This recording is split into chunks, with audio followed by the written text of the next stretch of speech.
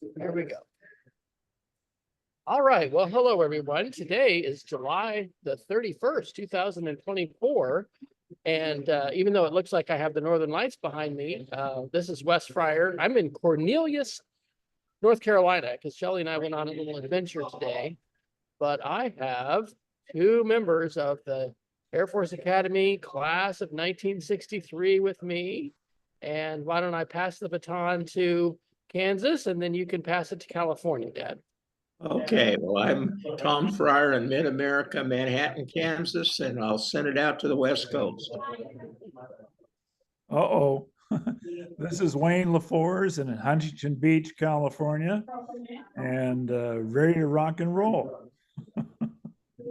So when did you all meet each other? I know that you were good buddies throughout the academy years, and I was telling the story last night, which maybe we can hear more about, of how you, Wayne, convinced Dad to, not go home for Christmas your sophomore year and go to Hawaii and have these adventures. But when do you all remember meeting each other? Because you weren't both in fifth squadron, were you? No, I was in second. I don't know how we finally came together, but I think I remember one thing. We used to drive up to Denver, and there was a lady by the name of Ruth that had at that time. That was our senior year, I think. No, I don't think so. Was it? Maybe. Well, anyway, I don't know how, but I know that Tom and I don't know how we became friends, but I know we did travel to Hawaii, and I think we went twice, once with Roger Zeller. Yeah, but let's back up before. Now, your dually year, what squadron were you? Let's back up even before that, because I know, and for people who don't know, Wayne introduced Mom and Dad. Like there's so much history here. Tell us a little bit for each of you. How did you, in a short little bit, how did you end up at the Air Force Academy? We'll let you go. Powell, Wyoming. Dad, give your elevator speech of your quick little how did you end up at the Air Force Academy? Well, I graduated in high school in '58 and went to University of Wyoming 1 year, land grant school, Air Force ROTC, and that planted the seed, and then got me interested. I got my appointment, and then Wayne and I entered there in I think June 25th, 26th of 1959. So that's my elevator. And Wayne, you were a little older. How did you go to college before as well, or how did you end up there? I had some physical. My parents couldn't afford to send me to a dentist, so I had 23 cavities when I first got checked in. They said, "I'm sorry, you're not going this year." And so I worked it down, and the second year was the same thing. I worked it down to many more or less cavities, but I ended up going to a JC for 3 years, and then finally the third year I got my appointment. But so you were not a preppy, and you weren't doing ROTC. You were just junior college. I just was fresh off the boat type of guy. And Dad was coming from Powell, Wyoming, and Laramie. Were you coming from Southern California, or where did you grow up? Came from at that time Seal Beach, California, and then I went to, of course, joined the class. Wonderful Golden Boys of '63. And that was, of course, I don't remember where Tom and I hooked up, but I remember we became friends. And of course, the stories about Hawaii and great times we had there in our sophomore year going to Hawaii for a vacation. And Tom had an aunt there, which graciously invited us into her house, or crazily. And so we spent a wonderful vacation there. I don't know how, I can't remember how many days, but probably. You got me in trouble with my mother, because the year before, when we were dualies, we couldn't go home, and then finally we could go home, and instead of doing that, we both went to Hawaii. Yep. And I've heard the Dole pineapple plant was giving out pineapples, so you all Had a few free meals there, as I recall. Well, we Let- had, Let's we back hooked- up early. Let's back up earlier because I don't know that much about Wayne growing up. So did you stay in, were you always in Seal Beach or tell us about Well, your parents? no, actually, my folks moved, well, they did, no, they moved from basically Long Beach to Seal Beach. And then just before I went to the academy, they'd bought a house down in, well, again, Seal Beach. So that's where my roots were. And then we went, of course, to the academy from there. And anyway, that's. How did you hear about the academy? Had someone told you about it, or did you know No, somebody no, who went? oh yes, I wanted to be in the military. I wanted to fly. And that was my main motivation. So. And in high school, besides football, did you do any other sports? No, I didn't play football in high school. Oh, you did? I played basketball and baseball, and that's when I went to the academy, when they convinced me after many late night runs that it would be in my best physical interest to go ahead and go out for the football team. So yeah, that's when I went out for the football team under Ben Martin. And I don't know, for some reason, of course, I was a tackle at 215 pounds. And I could remember Ben Martin, when I first went up to him, he says, "What position do you play?" And I said, "I don't know. Never played football." So, And then were you out for football all 4 years? yes. Well, no, I went 3 years, and I was academically, unlike you, Tom, I was academically challenged. And so I really had to, I said, if I'm going to get through the academy experience, I better get rid of the football, which I did. I quit my fourth year, which. I was thinking you were going to tell us that you were valedictorian in high school. That was not the case. That was not the case. But you probably were valedictorian. Pardon? Well, I You think were probably actually, valedictorian. weren't you salutatorian and wasn't Dave Bonner. Dave Bonner, yeah, valedictorian? Yeah, he beat me up. So what position did you end up playing for the academy football team? I played tackle. I was the most vicious 215-pound tackle. It was on the field. And So was that a better deal as a dually then? Did you get to sit tables, I guess, at yes, lunchtime? The ramps, which were dedicated football players, and ate very well. And we got rid of all the niceties of protocol of our eating in the ramps. So You didn't get harassed with the form O-96 at ramps, I guess. Oh yes, yeah. We got we didn't go quite through the crap that the normal cadets had to go through. The dualies had to go through. As a dually, were you in second squadron also? Yeah. So you never switched? No, you switched. I was in fighting fourth my dually year, and then the last 3 and 5th. So why did you get to switch, Dad, and Wayne didn't? Well, but see, when we started, there were only 12 squadrons. And then the next year we expanded to 16. So they had to, so some of us moved, but we still stayed in first group. And then our junior year, they expanded to what was in the 24 squadrons. So some guys I think ended up in 3 different squadrons, but I just, the last 3 was in 5th, along with Mick Roth and Jim Alburn and a few others. Vic Thacker, right? Yeah, Vic for sure. Yeah. Wayne, were you on wing staff that senior year? Yeah, I was Tom was, an interesting story. I've never asked Tom the question. I don't know. I ran an Operation Easter there. I started an Operation Easter, and I just went into Vic Fryer, who was assistant to the commandant at the time, and I said, I got an idea that bring in some of the underprivileged children from Colorado Springs in the area and let the cadets, show their appreciation and show them what they have. So I considered cadets were a bunch of prima donnas. And so I said, it's time we, got down and face the real life of the unfortunate kids. So Vic Ferrari says, well, you have my support. And I said, I think we can fund it by ourselves, blah, blah, blah, which really wasn't the case. But I think we asked for a contribution of $2 each from each cadet. And I couldn't believe the response. We had a tremendous response. And one of the funniest things is we had Burr Rabbit and Burr Bear. And who is our Jewish leader there was Mick Roth, and he ended up playing Burr Rabbit.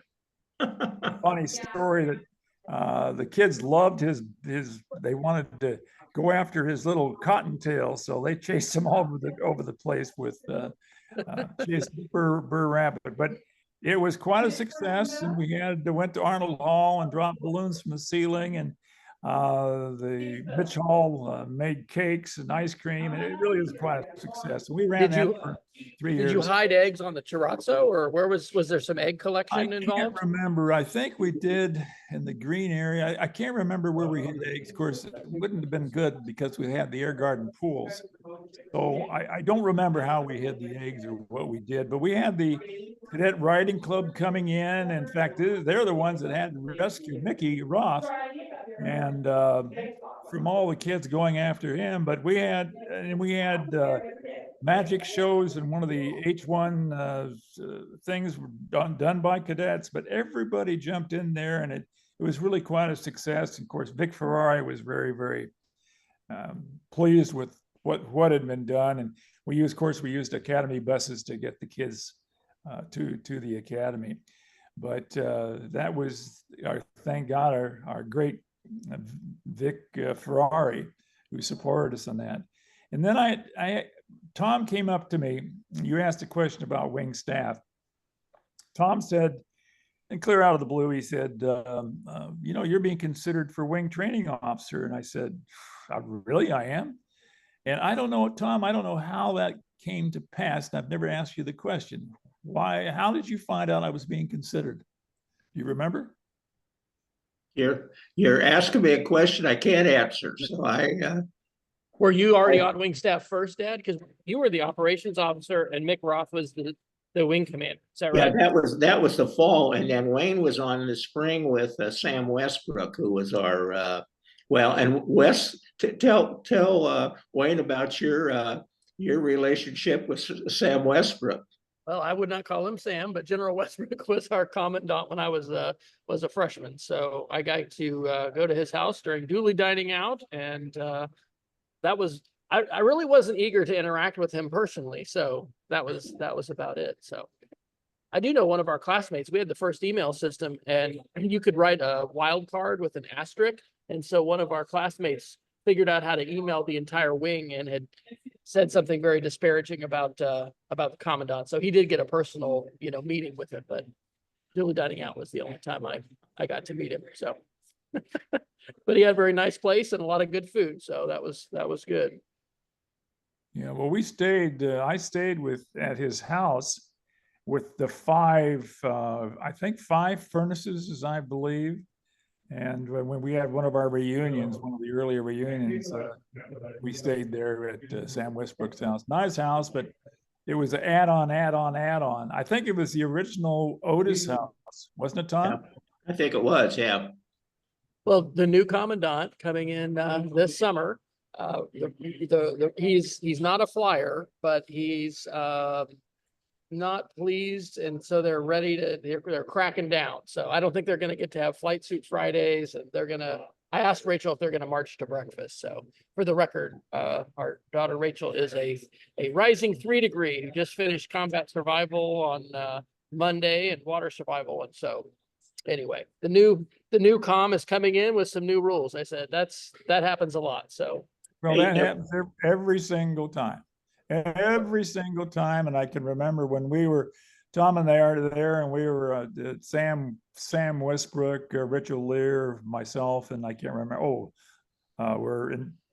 Had a sit down with the General Strong, was the guy who came in as a commandant, and he was going to change policy, and he felt things were too loose, and we kind of, as we could nicely say it, we think you're wrong in what you're doing.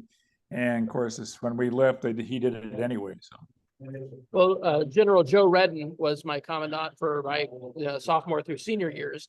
And oh, he had us marching to breakfast. So nobody had marched to breakfast for a long time. And I'm sure we were all a lot more disciplined after, a few years of marching to breakfast. So anyway, things change. So you guys, Speaking of let's jump to this article in the Colorado Springs paper about the change in the honor code, because I don't know if Wayne's aware of that. well, it didn't sound like it's a change to any of the language, but it's just going to be, it's going to, what happened is there's a big reduction in the number of cadet reported toleration infractions. And so the concern is that, they're not reporting. And so for freshmen and sophomores, there's going to be, I think, journaling and then mentoring. And if somebody doesn't report, they are wanting them to journal about it and be able to have a mentor and try to have them, I guess, grow into the toleration aspect. So it's still the same for juniors and seniors. Kind of a phase in then, is that a way? Yeah, which I mean, I had understood it it was that way in terms of like, you didn't get kicked out right away as a freshman. If there was a violation, I had classmates that walked 100 tours, and did things like that. Yeah, it sounded like it's trying, trying to have a more graduated approach to it. So as a junior and a senior, it's the same enforcement and expectation. And the expectation is that there's no toleration, but they're also introducing it the first day they arrive. So I think when we did, and maybe even with Rachel's class, there was a ceremony at the honor wall where they took that oath later in basic training, maybe even at the beginning of the academic year, but now it's right at the very beginning of basic training. So again, things are. Yeah, toleration has always been the big elephant in the room as far as the art. Yeah. And the Air Force Academy is, I think, unique in that, isn't it? Because I don't know if Annapolis and West Point are quite the same. It's very loose. As I remember, the Navy was very loose. Yeah. Academy. Yeah. All right. So tell me about your senior year with the Cuban Missile Crisis. Dad, you were on wing staff when that happened. What are your recollections? And Wayne, what do you remember that time going in the tunnels? And was that a memorable time for everybody, or? Well, yeah, we all knew it was coming. It was crunch time as far as our the U.S. government and Kennedy, et cetera, et cetera. So it came down to, and I'll never forget, I was playing soccer and we were all ready to go. And they said they're going to expedite our process into the military. And we were, basically go full active duty. And I can remember I was playing on the soccer field there. And finally the announcement came over and said it had been settled. So, to our great relief. So because they were going to make you active duty to expedite things. Oh, I never heard that. Wow. Yeah. Wow. Dad, what do you remember about that time? Well, the tunnels, and so the threat obviously was very real, and then with the missile threat, NORAD was right south of us. So if they started firing missiles and were short of NORAD, the Air Force Academy could get hit. Or if they were, there were the Atlas missiles up around Cheyenne at Francis C. Warren, and if they were long, they could hit us too. So we considered ourselves a prime target. I mean, going down to the tunnels, because prior to that they were off limits except for Bill Wecker and Tom Petty, I think, who explored anything that was off limits. Wecker was a classmate of ours, and Petty was a couple of years ahead. Anyway. So did you just have the ability to go down there as wing staff? It wasn't like you had a drill, like a tornado drill or something. I think we had like a real live tornado drill, and we all went. Do you remember that, Wayne? Yeah, well, I can remember that Denny King, we had some nice ladies that we had kind of set up dates with. And I remember Denny King, who set the whole thing up, and said, I know how to get out of here and go meet our ladies, which we did. And I'm going, oh, good God. And there we were in the tunnels, which I knew existed, but had never been down there. But that's Denny King's foray and leading us astray. Yeah. Okay, that reminds me of spirit missions. So we did have spirit missions when I was there, and you know, they had bolted down the aircraft so they couldn't be moved because there was lots of stories about that. And then the Flatiron is that hill just northwest of the academy. We used to go take sheets up there in the middle of the night, and you'd put your squadron number up. Oh yeah. Did you all, and but spirit missions are now pretty much banned. Like they you can't go to the Flatiron. And they've really kind of cracked down on that. So what do you all remember about spirit missions? Did you have to go on them as freshmen? And what do you remember about that? Well, I can remember that big thing was to take sheets and go up there and put your second squadron and that for me. You were in fourth at that time, Tom? As a dually, yeah. Yeah, yeah. So that is fighting fourth. Now that Wes, you should go back to fighting fourth. As a dually, you avoided the fourth squadron area like crazy because they had some upperclassmen that, let's say, flex their voice and their muscles and whatever, and you know, you would be doing push-ups forever just going through the fourth squadron area. But it was a tough squadron.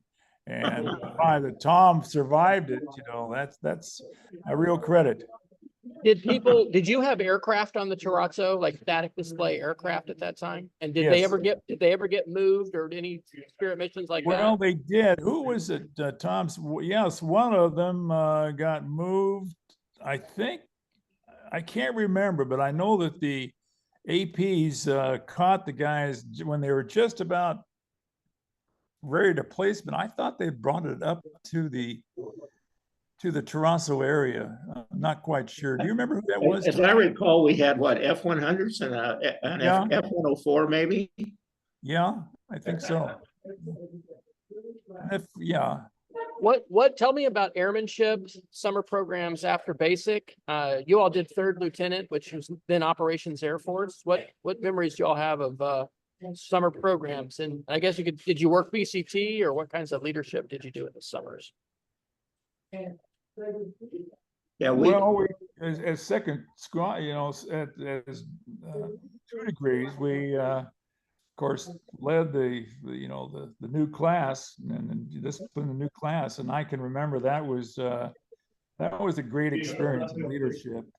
And then of course we were there as second classmen, and of course the summer programs, we had the ZI program where we went out to visit the Army at Fort Benning, and then we went with the Navy down in San Diego. I went with the Navy down in San Diego. It was a great experience of seeing some of the other forces. And we went to, at that time, Hamilton Air Force Base, which is air defense. That was an air defense base. But the summer programs were just great. And of course, the crowning glory is the in our second class year or summer between transitioning to our senior year. We had the European field trip, the South American field trip, and those were just, I mean, of course they stopped them later on because of the cost and hauling a bunch of crazy cadets around to the various places. I happened to be on the Northern European trip, which included England, Paris, Norway, Berlin.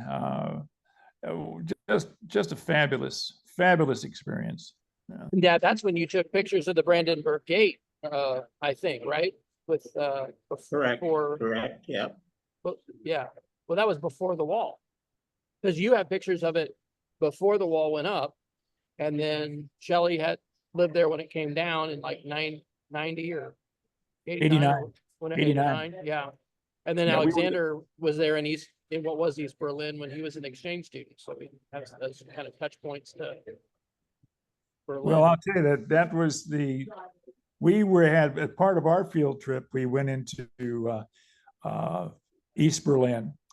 And as you say, it didn't have the wall at that time. And we were trying, of course, I spoke Russian, and I was trying to speak to the Russian guards, and they would go, no, that was absolutely verboten. Didn't speak to the Russian guards. They wouldn't speak to you. But it was interesting. Здравствуйте, как вы поживаете? Как вы поживаете, мой товарищ? Что это? Карандаш. The NSA has just started to listen in on our call. Yeah. So did you take Russian all your time at the academy, and did someone tell you to do that, or did you sign up for that, Wayne? Well, it's one of the crazier things I did. And, you know, Russian was tough. And I think I went into the final with a B somehow. And I ended up with my final. I'll never forget. The final was they'd give you a Russian story, et cetera, et cetera. Then they'd ask you in Russian about the story. And I got lost after about 1 minute of the story. I got lost. And so it was, and then I basically hung on to a C minus at the final grade. But yeah. And Tom, I didn't realize you took Russian. No, Yeah, I took Russian. Did you take Russian? I thought you took German. No, I took, as I recall, see, I'd taken Spanish in high school, and I think that was our third class year where it was required and I think they only had 4 languages. But I was an engineering major and I couldn't take Spanish, so the choice was either German or Russian. And like Wayne, I took Russian, and I always say Russian took me because I really struggled with that too. Now, you guys didn't get to declare majors. Weren't you just all engineering majors by default back then? Yeah, they didn't have majors while we were there. Well, I don't know. Because I'd had prior college, they gave me credit for quite a few courses. So I can remember that I had a minor in international relations, a minor in law, a minor in one of the subjects, law, economics. So I had minors in those, which I later on, that's where I got my master's is in economics. But you could declare a major, and of course they expanded it much more after we left. Yeah. Did you all have common GR periods? I'm guessing you did, where like all the tests would be before breakfast, or did you just have tests during class and honor code, don't talk about it? Well, I think go ahead, Tom. Yeah, go ahead.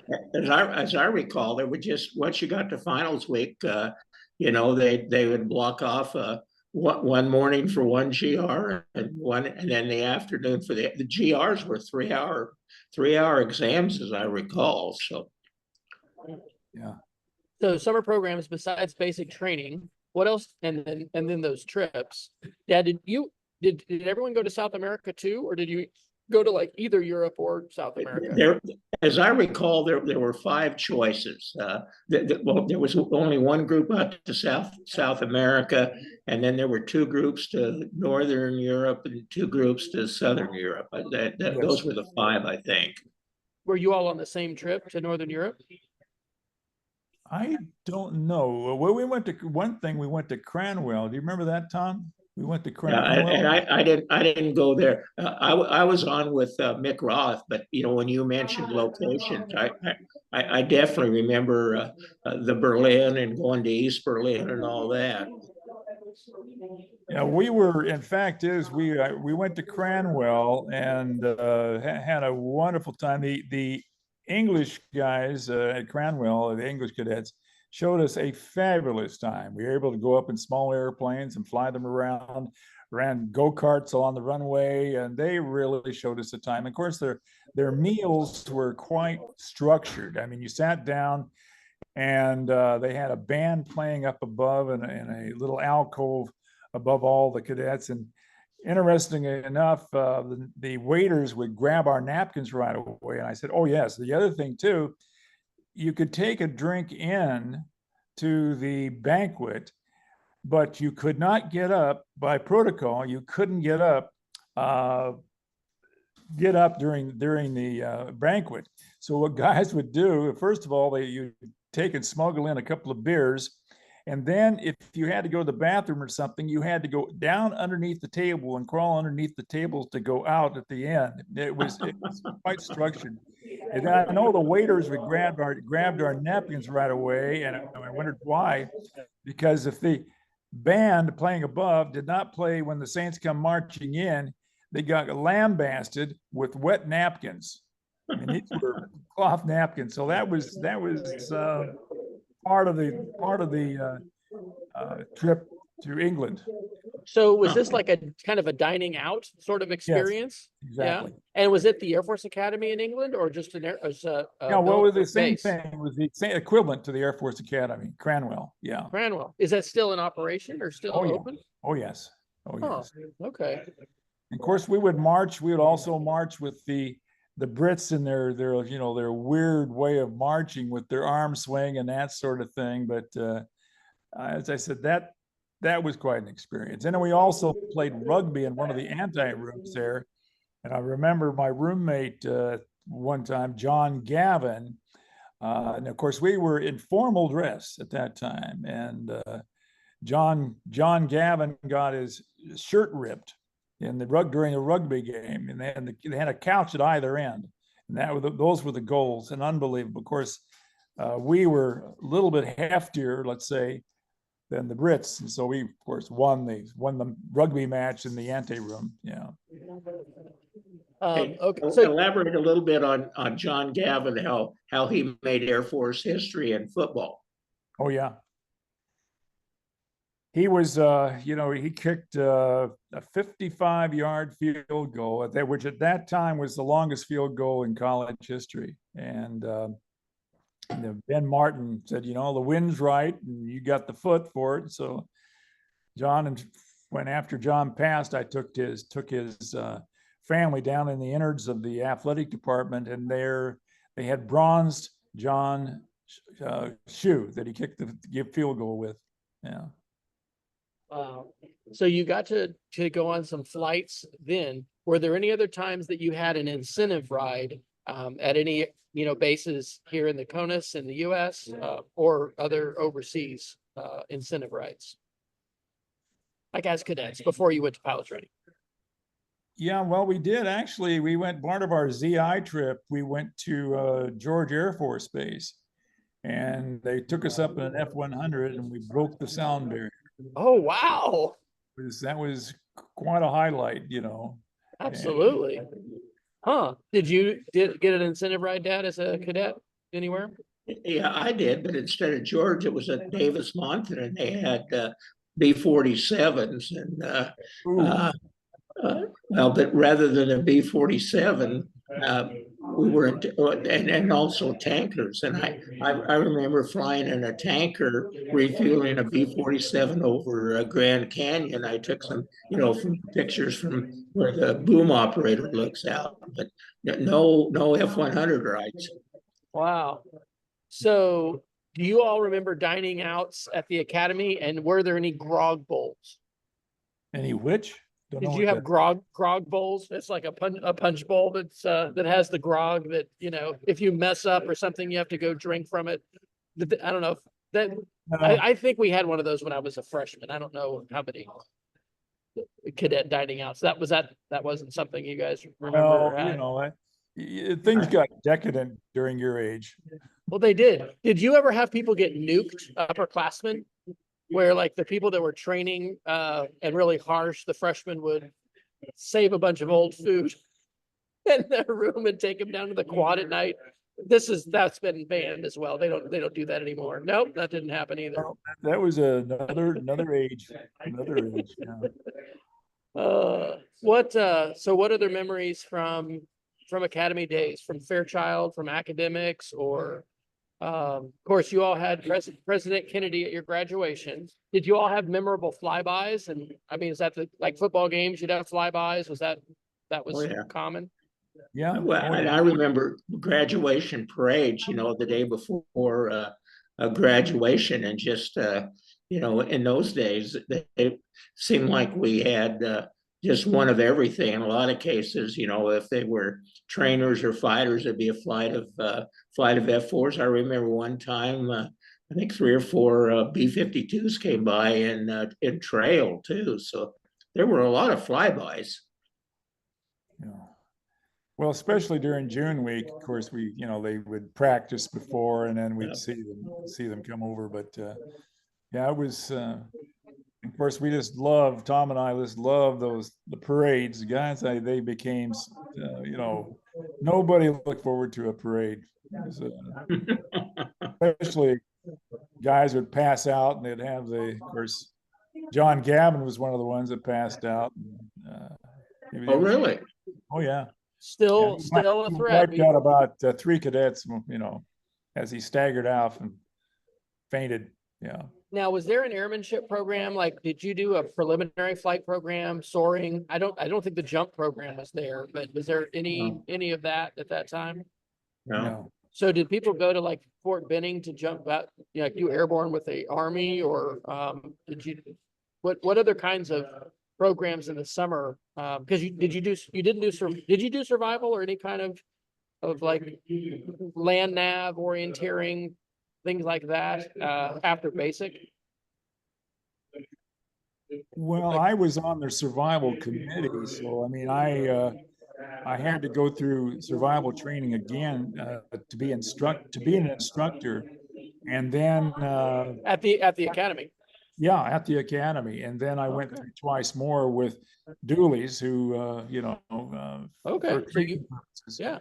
So it was an interesting time, and we learned a lot. And that was in the Pike National Forest that you did that right northwest of the behind the academy? academy, and we'd come down through.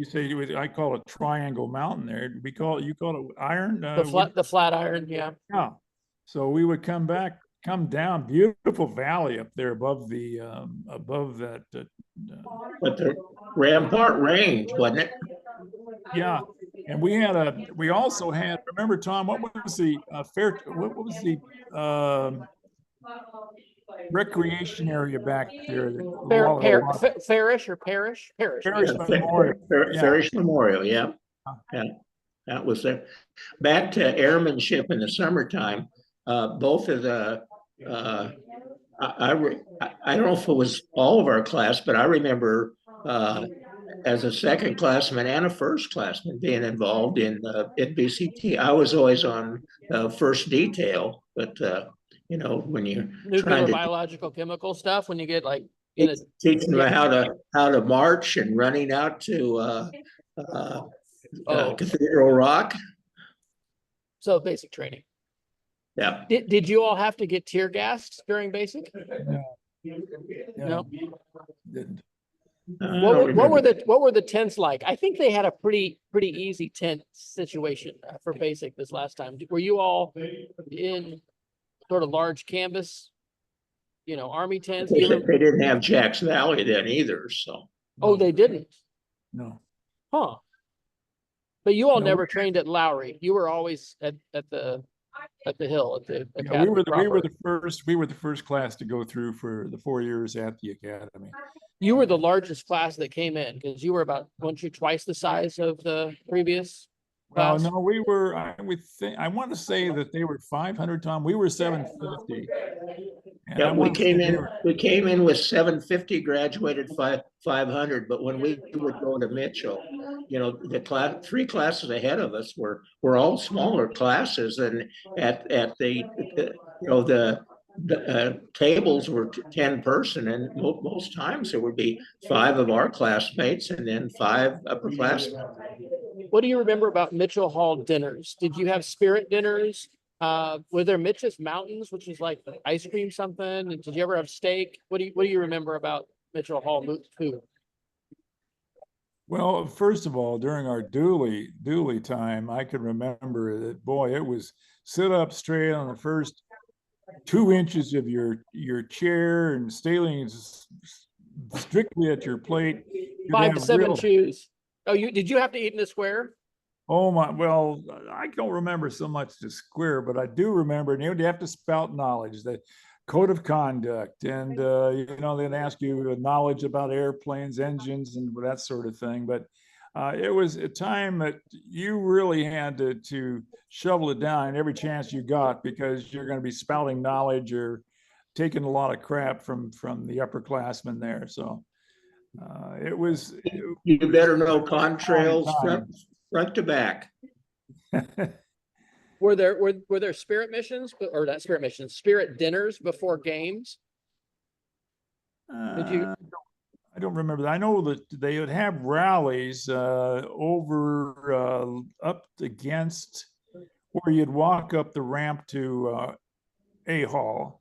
They would have spirit things. Everybody would come out and cheer, you know, that sort of thing. And that's the only thing I remember. But that was on the cheering section, and the ones directing it were above us there, and we were all down below. Because Saigon Hall didn't exist. You guys were in Vandenberg only, right? No, they did not. No. Yeah, and the chapel basically got finished your senior year. Yes. Old Leaky got finished. Yeah. And hopefully it'll. We don't know if it'll be done before Rachel. I remember Rachel graduates or not. I remember as Dooley's on Sunday mornings, chapel was mandatory, and we didn't go individually. As Dooley's, we had to march to chapel, and chapel was in our hall. And that was every Sunday as a Every Sunday. Did you get to pick Catholic, Protestant, Jewish, or how did that work? Yeah. Mick used to leave Friday nights. He got to go downtown to Jewish, but the rest of us had Sunday morning to march to Arnold Hall. Wow, mandatory. And see, the funny thing is, sometimes people today think that would fix everything with the kids. If we just made the kids go to chapel, and I'm like, I don't think that necessarily. Yeah. Well, Wayne, let's talk about senior year and the automobile that you had. Which? The automobile, your car. Oh, well, see, everybody else was buying Corvettes. Well, me being on a limited budget, I got for several purposes, I got a 54 Chevy station wagon. And we had to go to an Operation Third Lieutenant, which mine was down in Barksdale, Louisiana. And I found a couple of guys who, of course, we got paid mileage. I don't remember, Tom, you probably don't, mileage or whatever to get down to these various bases. So I told three other guys, I said, look, I got a deal for you. You know, you can save money and I can save money. I can drop you off at Carswell. I don't remember, I think it was Carswell, a couple of other bases in Texas. And and I'll get you down there and I'll pick you up on the way back. So that's what I did, and basically paid for my 54 Chevy station wagon. And everybody else, as I said, I didn't have any money. And I used to park my 54 Chevy station wagon on a hill there in the parking lot because the battery would go off and go dead. So the only way I could get going is get it pushed, get downhill. And if I'd ever gotten caught going through some of those pine trees, you know, I would have been dead. In any event, that was I don't remember. What did you have, Tom? What did you have? I had a Corvair Monza with 4 on the floor. Oh boy. Wow.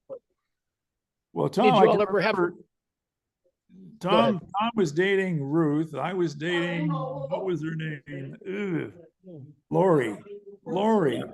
Yeah. Lori and Ruth were roommates, and so we would go up to Colorado or go out to Denver, and they would, of course, they knew we were broke, but they would wine us and dine us, and you know, it was all out of their pocket. But it was an interesting time.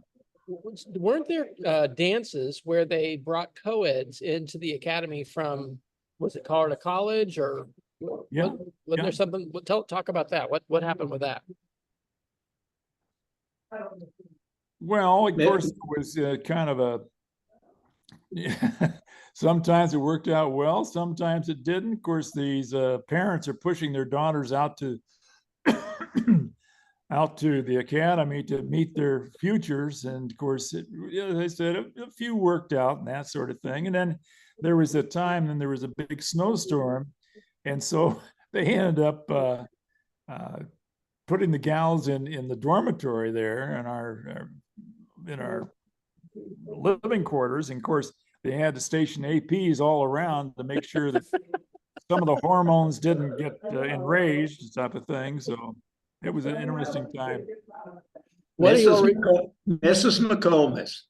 What do you Yeah, remember Mrs. Mack. about your ring dance? So ring dance was still into the 2-degree year. Do you all have Yeah. memories of that? Who your dates were and what that experience was?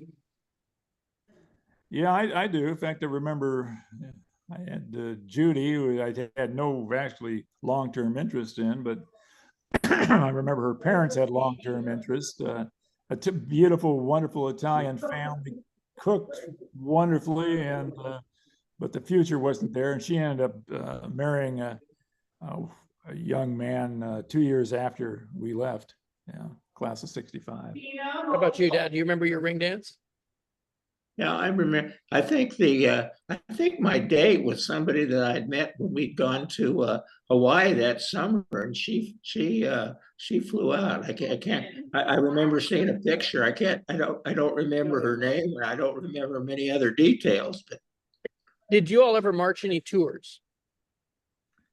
yeah, You Do you remember what you got in trouble for? nope, I don't. Well, I It was didn't. I kind got of what they call it. I got restricted. Confinements is what we called it. If you had to Confinements. I got sit your- confined because I was driving a car that I didn't. My '54 Chevy station wagon, and I parked it down in the athletic area, and somebody else, some third degree, or no, actually, first classman was serving confinements, and he had a pair of spy glasses, and he saw me park my car down there, and he turned me in, and I ended up confinements. But then General, who was the general that came in? The soup came in. I want to say Harmon, not Harmon.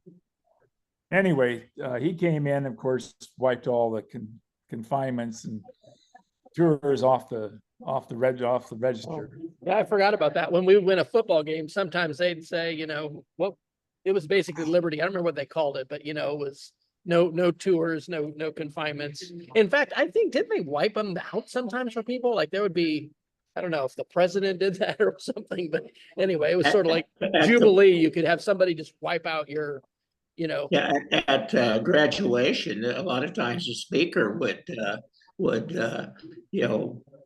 say no more class 3 penalties or punishments or whatever. Right. That was interesting. I don't know if that still I happens think in now.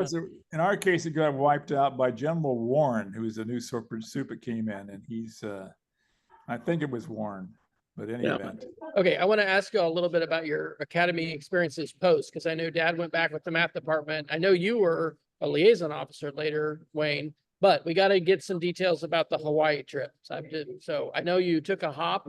Was it out of Travis? And I know you ate at the Dole Pineapple Place, and I think you had baby oil laying on the beach in Waikiki. That's about all I know. Iodine and baby oil, and these gals that Fort DeRussy was a fabulous place, and it had only one of the only lawns going right up to the water, and so the gals naturally gravitate toward that through hopefully our clutches, and we met you met these gals, and then we say, hey, let's go to Dole Pineapple and have our meal, and they would bring big purses along and fill up the purses with all this pineapple.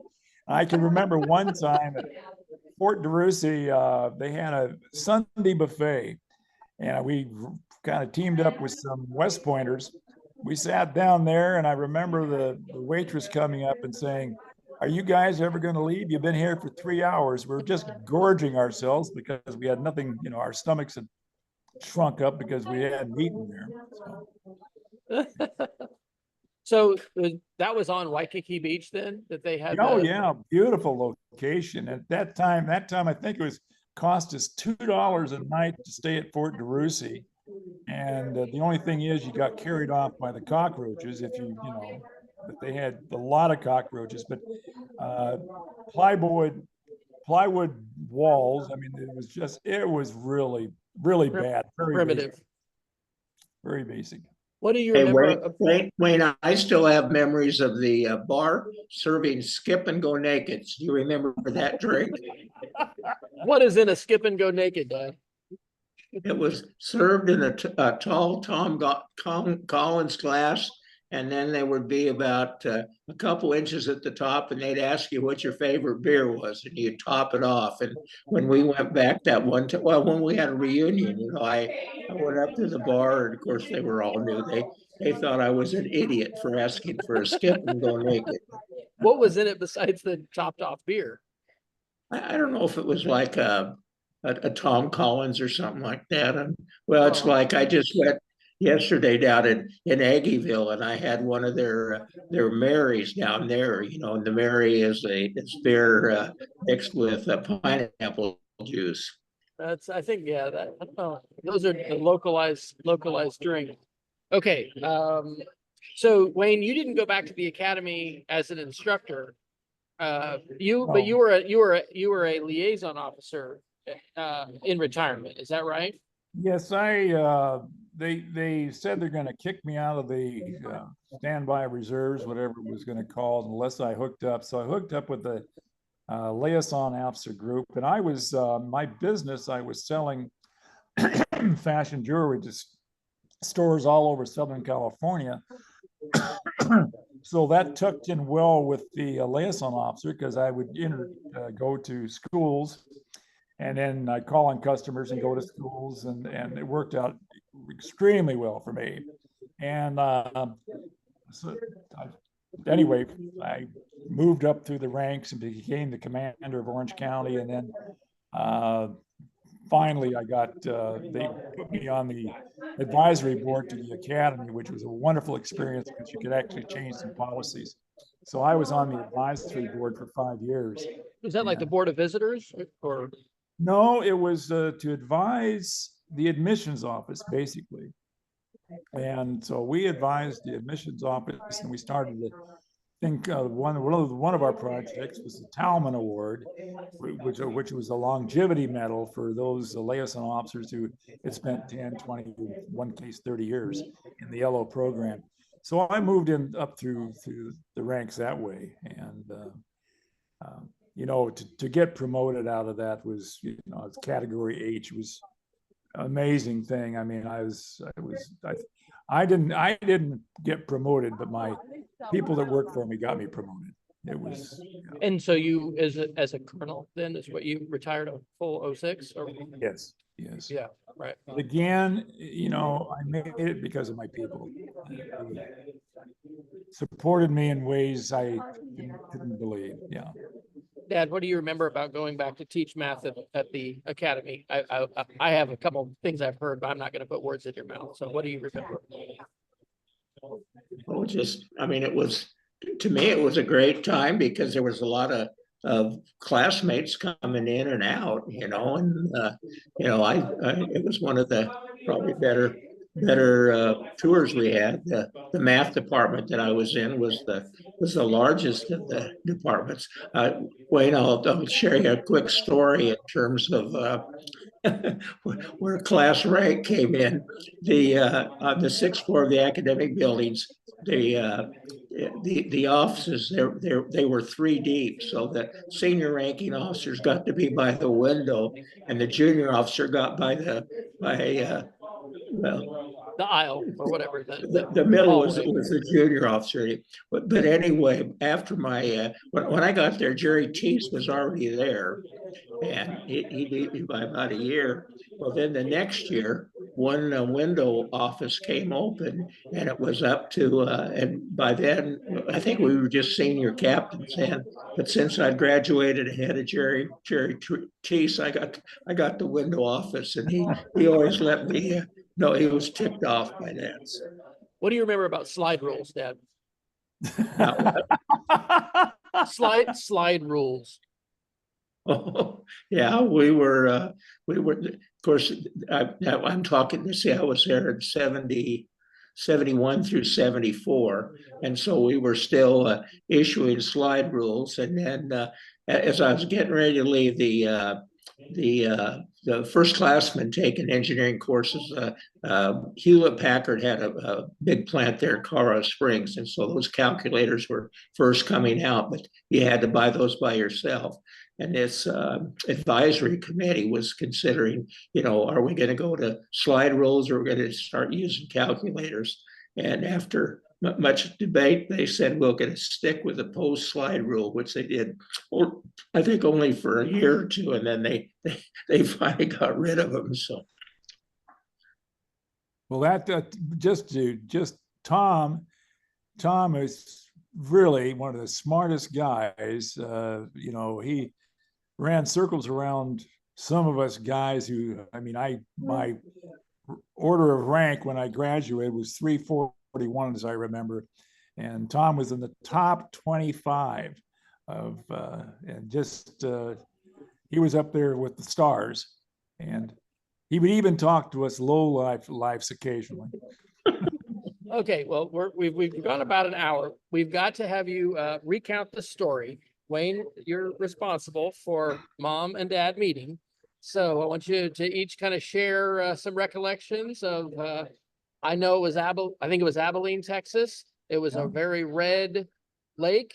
Water skiing was involved in an emergency room. That's about all I know. So fill in the blanks. Well, I had a house on a very muddy lake. I can't remember, Lake Fort Fan. And across the lake was, we called Nick the Greek, and Nick the Greek would have great parties. And so we would trundle our little boats over there and we all hang up. And that's where I met Angie. And anyway, so I found out that Tomas was coming into town, and I knew that Angie was free. And so I called Angie up and said, hey, I got this great friend coming into town. Would you two, you think you'd open for it? And she said, oh, sure. So I had to stand alert at the end of a runway for a while, for usually a week at a time, or maybe it's 4 days. I don't remember. But so Tom came into town and I handed him the keys to the boat, the keys to the house, and say, I'll see you in about 4 or 5 days. So anyway, I came back off alert, and I said, well, Tom, how'd it go? And he said, it went pretty well. We got along very, very well. And then I was alert a different time, and I get this call, and you usually didn't get called on the alert facility. And Tom says, well, he says, we have an announcement to make. And I had not the foggiest what he's talking about. We have an important announcement to make. And then he puts Angie on the phone and says, we're getting married. And I'm going, no, they had dated on the side. I never knew it, but they had dated during the interim, the time he left. He flew, I think did you fly an F4 into Dias, Tom? Yeah. And he flew his F4 in there. And of course, who can walk away from a fighter pilot with a white scarf around his neck? And anyway, she was all, I knew she was enamored, but I hadn't, during the interim when and then of course he had launching the boat on something and pierced his foot, and he had to be taken to the Air Force hospital there. And of course, that's where I guess they had kind of a bonding there, as he was getting taped up and fixed up. And then voila, then they got married. I just have to remember one thing I remember about the wedding. As they were taking off from the car, they had fixed up his car. They had taken, Angie, I think, had a Pontiac.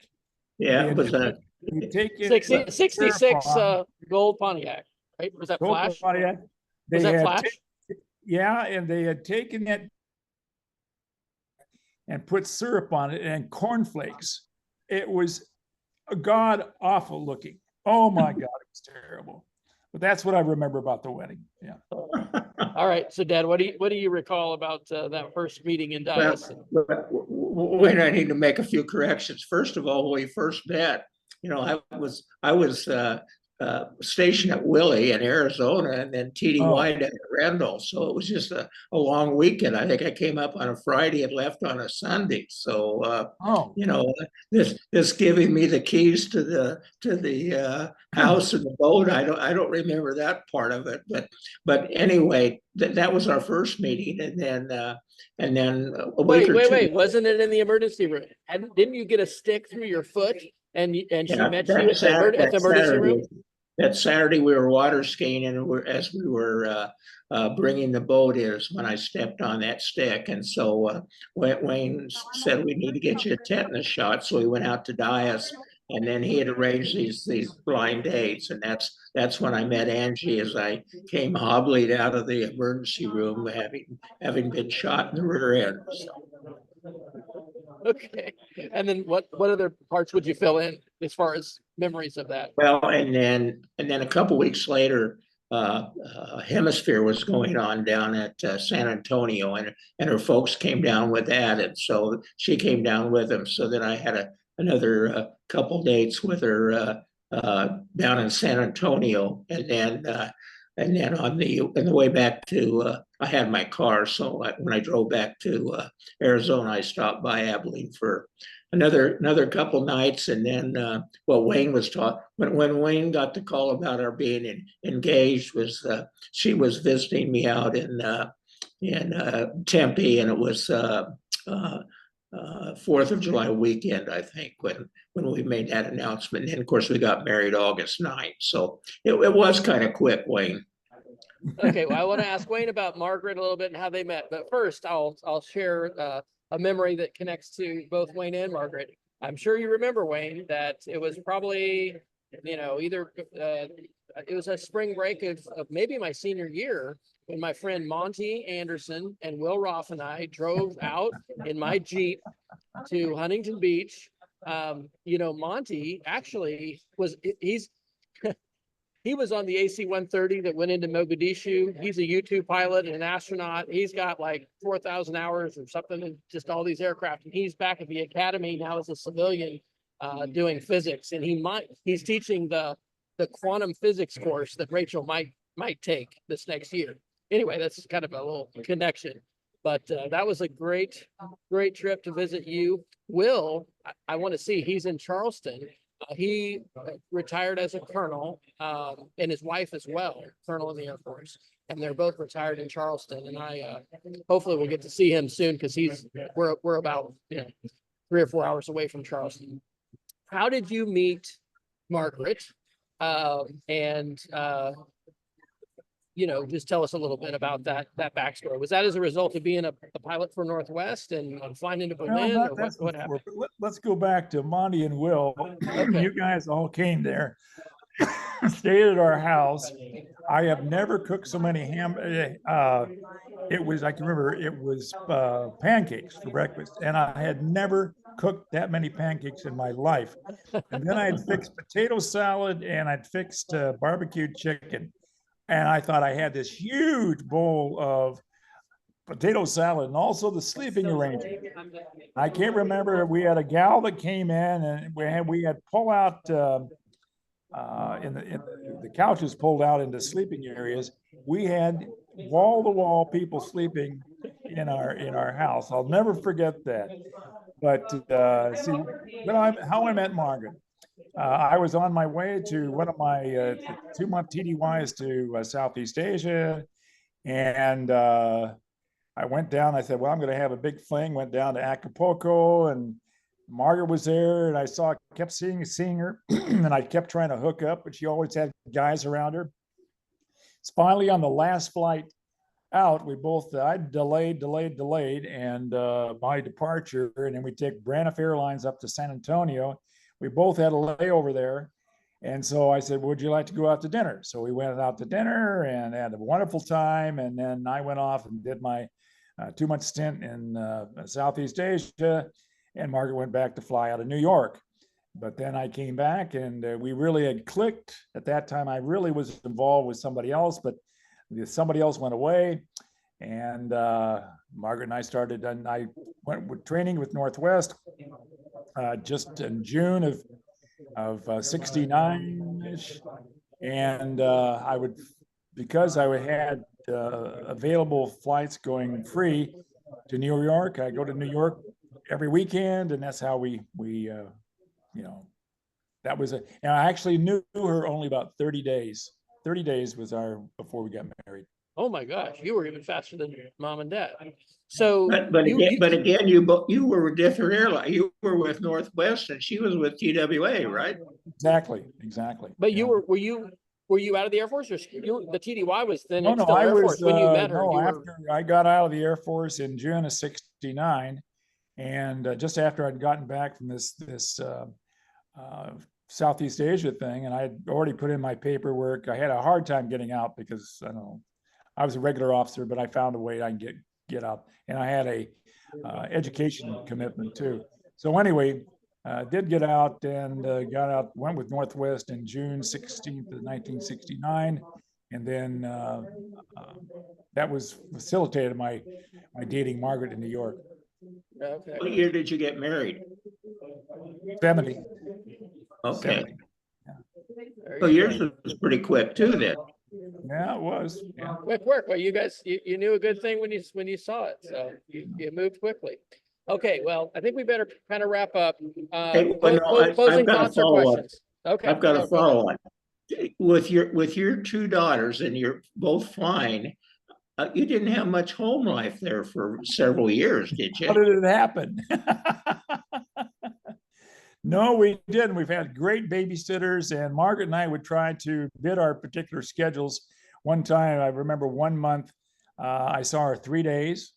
And as I remember one time I was, TWA parking lot was just off one of the taxiways.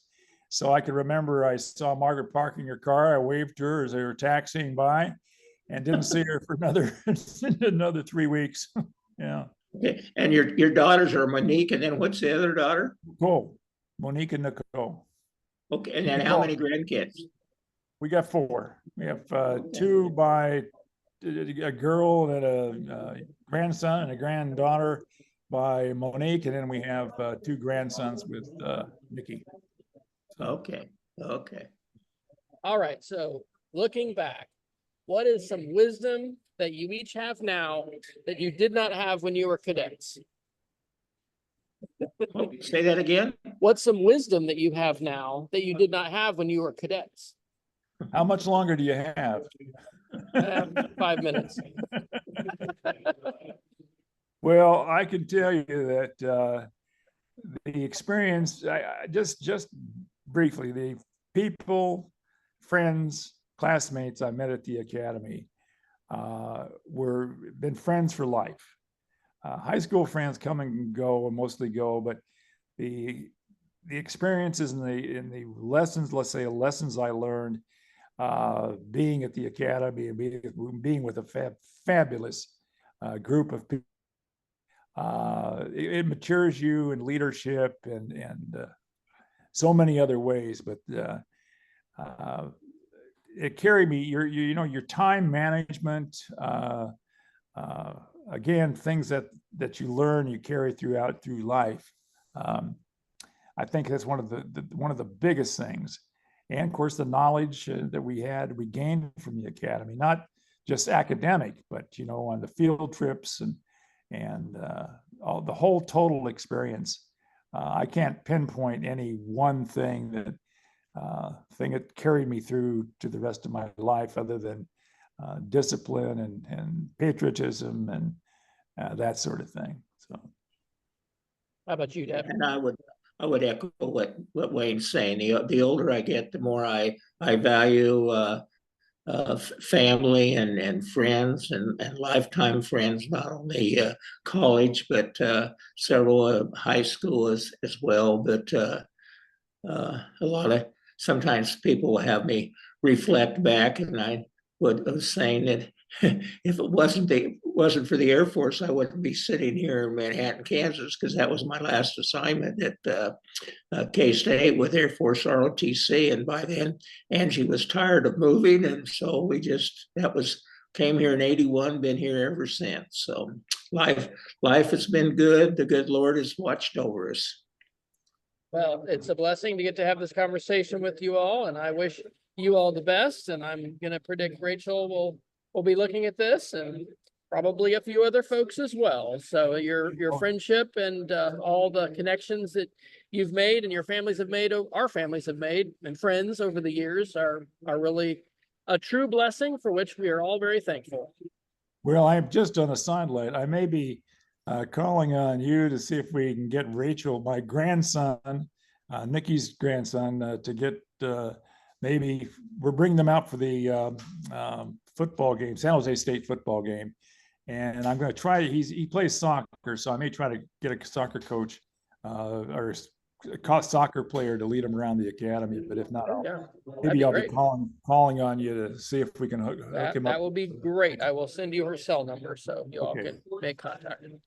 All right. Well, thanks for putting this together, Wes. Great effort. Absolutely. And Wayne, in probably less than 24 hours, just get on the web, type in YouTube and your name, and there you'll be. I will put it on tonight, and I will email you all the link too, so you can click on it from email. Thanks, Wes. So. Nice job. All right. We will see you guys later. Bye-bye. Okay. Thank you.